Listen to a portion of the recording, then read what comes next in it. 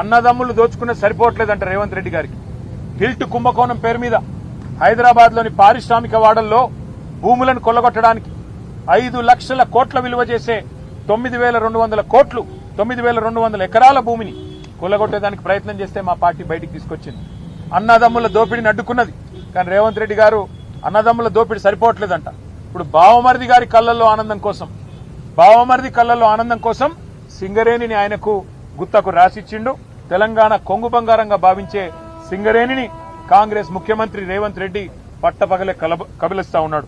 అందుకే మేము అడిగినాం ఇవాళ గౌరవ గవర్నర్ గారిని, సార్ మీరైనా ఇన్వాల్వ్ కండి, మీరు కిషన్ రెడ్డి గారికి ఆదేశం ఇవ్వండి, సిబిఐకి ఇస్తారా, సిట్టింగ్ జడ్జికి ఇస్తారా, మీ ఇష్టం, ఎవరికి ఇస్తారో ఇవ్వండి, కానీ ప్రజాధనాన్ని కొల్లగొట్టే ఈ దుర్మార్గపు వ్యవస్థని, ఇటు సోలార్ పవర్ లో కుంభకోణం, అటు సింగరేణి ఓబీ గనుల్లో కుంభకోణం, దీన్ని అడ్డుకోండి, దీన్ని వెంటనే నివారించండి, ప్రజా సొమ్మును కాపాడండి అని చెప్పి కార్మిక లోకం తరపున, సింగరేణి కార్మిక సోదరుల తరపున వారికి విజ్ఞప్తి చేశాం.